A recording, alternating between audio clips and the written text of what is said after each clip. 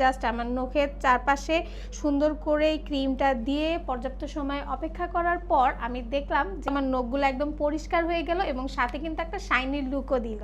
সংসার এবং অফিসের কাজ শেষ করে যখন বাসায় আসার পর দেখি আমার হাত পায়ের নখগুলো খুবই বাজে অবস্থা, সাইডে কেমন কালো হয়ে গেছে, হাত পায়ের পাশে যে চামড়াগুলো একদম মরে গেছে, শুষ্ক হয়ে গেছে, দেখতেই খুব বাজে লাগে।